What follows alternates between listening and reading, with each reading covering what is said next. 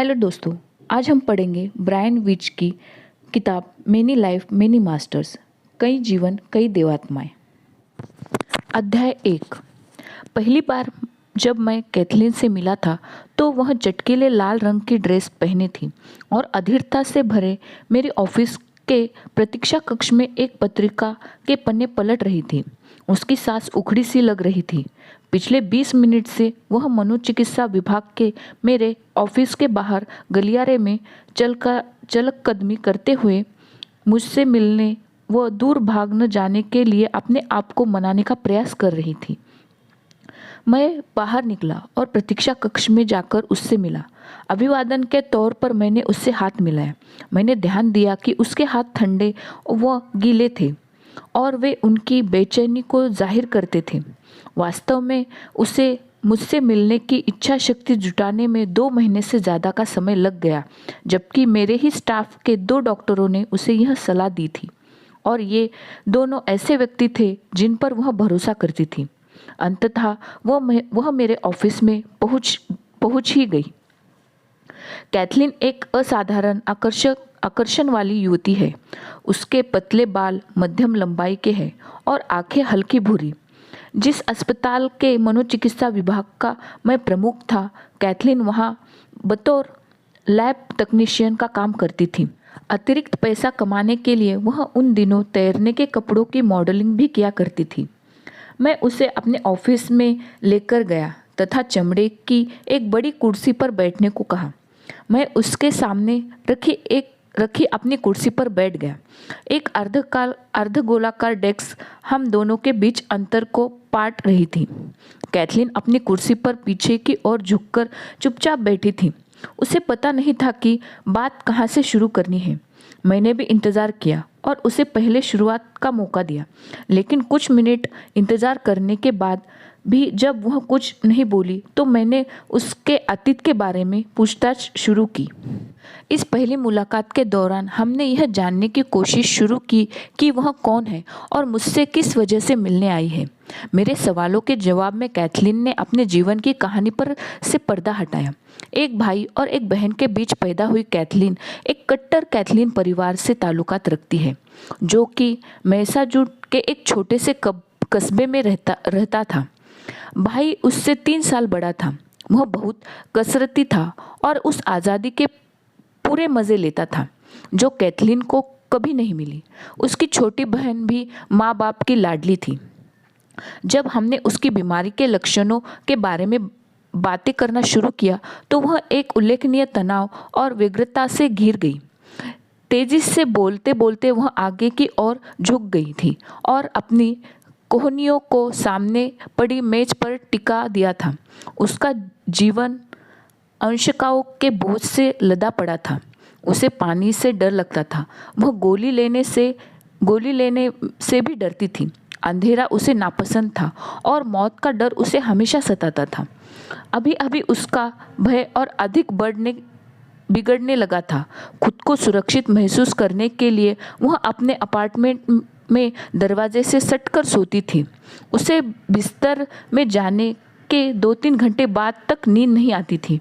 नींद लगती भी थी तो बहुत कम समय के लिए और टुकड़ों में बटी हुई थी। बचपन से उसके पीछे लगे डरावने सपने और नींद में चलने की उसकी आदत फिर से लौट रही थी। जैसे जैसे उसके डर और उनके लक्षण उसे और अधिक असहाय बना रहे थे, वैसे वैसे निराशा उस पर हावी होती जा रही थी। जैसे जैसे कैथलीन अपनी व्यथा कहती गई, वैसे ही वैसे मुझे अंदाज़ा हो गया कि वह कितनी बुरी तरह से पीड़ित है। पिछले कई सालों से मैं कैथलीन जैसे कई मरीजों को उनके डर की यंत्रणाओं से मुक्ति दिलाने में मदद कर रहा हूँ। मुझे पूरा भरोसा था कि मैं कैथलीन की हर संभव मदद कर सकता हूँ। तय हुआ कि उसकी समस्याओं को वास्तविक स्रोत को ढूंढने के लिए हम उसके बचपन की खोज करेंगे। सामान्यतः इस तरह की सूक्ष्म जांच बेचैनी को हल्का करती है। जब ज़रूरी होगा और वह गोली निगलने लायक होगी तो मैं उसे आराम पहुंचाने के लिए कुछ हल्की तनावहारी दवाइयाँ दूंगा। कैथलीन के लक्षणों को देखते हुए यह एक प्रामाणिक किताबी उपचार था। असहनीय दर्द, डर और घबराहट से पीड़ित अपने मरीजों को राहत दिलाने के लिए मैं तनावहारी या मस्तिष्क शामक दवाइयों का इस्तेमाल करने में झिझकता नहीं हूँ। हालांकि अब मैंने उनका प्रयोग बहुत कम कर दिया है। अब कभी कभार एकमात्र विकल्प की स्थिति में उन्हें आजमाता हूँ। कोई दवा ऐसे लक्षणों की जड़ तक नहीं पहुँच सकती। कैथलीन और उस जैसे बाकी लोगों के साथ मेरे अनुभव ने इस तथ्य की पुष्टि की है। अब मैं जानता हूँ कि ऐसे लक्षणों को दबाने या छुपाने की बजाय उनका उपचार किया जा सकता है। पहले सत्र के दौरान मेरी यही कोशिश थी कि उसे धीरे से उसके बचपन में ले जाऊं, क्योंकि कैथलीन अपने बचपन की कुछ घटनाएं अद्भुत ढंग से दोहराती थी। अंततः उसके दमन पर विजय पाने हेतु मैंने मन ही मन सम्मोहन चिकित्सा का संभावित सरल मार्ग विचार कर लिया था। हालांकि उसे अपने बचपन का कोई पीड़ादायक वाक़या याद नहीं आ रहा था जो उसके वर्तमान जीवन में डर की महामारी का कारण बताए। बातें कल को याद करने जब उसे अपने दिमाग पर जोर डाला तो उसके दिमाग में यादें टुकड़ों में उभरने लगी। उसे याद आया कि जब वह 5 साल की थी तो किसी ने उसे स्विमिंग पूल में डाइविंग बोर्ड से धक्का दे दिया था। वह दर्द से कर्रा उठी थी। हालांकि उसने यह भी कहा कि इससे पहले भी पानी में रहना उसे कभी अच्छा ही नहीं लगा था। जब वह 11 साल की थी तो उसकी माँ भयानक हताश के दौर से गुजर रही थी। उसकी माँ परिवार से कट गई थी और उनकी हालत ऐसी हो गई थी कि उन्हें बिजली के झटके देने मनोचिकित्सा के पास ले जाना पड़ता था। इसके बाद उसकी माँ को कुछ भी याद रह पाने में मुश्किल होती थी। माँ के साथ इस अनुभव ने कैथलीन को बुरी तरह से हिला दिया था। जब उसकी माँ की सेहत में कुछ सुधार हुआ और वह सामान्य होती दिखी तो कैथलीन ने बताया कि उसके डर जाते रहे। उसके पिता को शराब की पुरानी लत थी और कई बार उसके भाई को उन्हें स्थानीय शराब खाने से उठाकर लाना पड़ता था। बढ़ती लत के कारण घर में माँ के साथ उनकी अक्सर लड़ाई होती थी। उन्हीं सबका सामना करने के बाद वह चिड़चिड़ी और एकाकी हो गई। हालांकि कैथलीन ने इसे एक स्वीकार्य परिवार चलन के रूप में देखा। दूसरी ओर कैथलीन के लिए घर से बाहर के हालात कुछ बेहतर थे। वह हाई स्कूल में पढ़ती थी और अपने दोस्तों के साथ आसानी से घुल मिल जाती थी। इसमें से कईयों को तो वह वर्षों से जानती थी। बावजूद इसके उसे उन लोगों पर भरोसा करने में मुश्किल होती थी जो उसकी छोटी सी मित्र मंडली के बाहर के होते थे। इसका धर्म सरल और बेदाग था। वह पारंपरिक कैथलीन विचारधारा पर भरोसा करते हुए बड़ी हुई। उसे अपनाने के दौरान उसकी विश्वसनीयता और वैधता पर उसने कभी शक नहीं किया। उसका भरोसा है कि यदि आप अच्छे कैथलिक है और आस्था के साथ धर्म पर चलते हैं तो ईश्वर आपको स्वर्ग में जगह देगा। वह सर्वशक्तिमान ईश्वर और उनके पुत्र का अंतिम फैसला है। यदि आप ऐसे नहीं हैं तो फिर आपको बुरी जगह या नरक में स्थान मिलेगा। मुझे कुछ समय बाद पता चला कि कैथलीन पुनर्जन्मों की बातों पर भरोसा नहीं करती। हालांकि हिंदू धर्म के बारे में उसने थोड़ा कुछ पढ़ा था। पुनर्जन्म का विचार उसकी पढ़ाई लिखाई या समझ के विपरीत था। उसने कभी पारलौकिक या किसी पंथ, तंत्र मंत्र विशेष या संबंधित साहित्य नहीं पढ़ा था और उसमें उसकी रुचि भी नहीं थी। वह तो सिर्फ अपने विश्वास में ही निश्चित थी। हाई स्कूल के बाद कैथलीन ने 2 साल एक तकनीकी कोर्स किया और लैब टेक्नीशियन बन गई। अपने पेशे के ज्ञान और टेम्पा शहर में बस चुके अपने बड़े भाई के प्रोत्साहन से कैथलीन को मियामी में एक बड़े अस्पताल में नौकरी भी मिल गई थी। यह अस्पताल मियामी स्कूल ऑफ मेडिसिन के अनुबंधित था। सन 1974 के बसंत के महीने में जब उसने मियामी के लिए विदा ली तब उसकी उम्र 21 साल थी।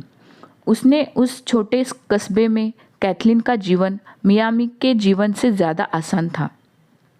फिर भी वह खुश थी क्योंकि वह अब पारिवारिक समस्याओं से दूर भाग आई थी। मियामी में अपने पहले साल में कैथलीन स्टुअर्ट से मिली। शादीशुदा और 2 बच्चों का पिता स्टुअर्ट यहूदी था। कैथलीन ने पाया कि वह उन सभी लोगों से बिल्कुल अलग था। जिनके साथ वह अब तक मिली थी। वह एक तेज तर्रार, ताकतवर और सफल चिकित्सक था। उन दोनों के बीच एक अति सम्मोहक संबंध था, लेकिन यह तूफानी और दृढ़ बंधन था। उसमें ऐसा कुछ था जिसने उसके उत्साह को बढ़ा दिया था और उसे जगा दिया, जैसे कि उसे मंत्रमुग्ध कर दिया गया हो। करीब 6 साल तक उन दोनों के संबंध सजीव बने रहे, लेकिन बाद में कैथलीन उसके व्यवहार को सहन न करने की स्थिति में आ गई। स्टुअर्ट उसके साथ ठीक से पेश नहीं आता था। वह उसके झूठ, वादा खिलाफी और बनावटीपन पर गुस्सा होती थी। मुझसे मिलने के कई महीने पहले कैथलीन को गले ओकल कार्ड की सर्जरी से गुजरना पड़ा था। सर्जरी के पहले ही भी वह बहुत परेशान थी, पर सर्जरी के बाद जब उसे रिकवरी रूम में ले जाया गया तो उसने हदें पार कर दी थी।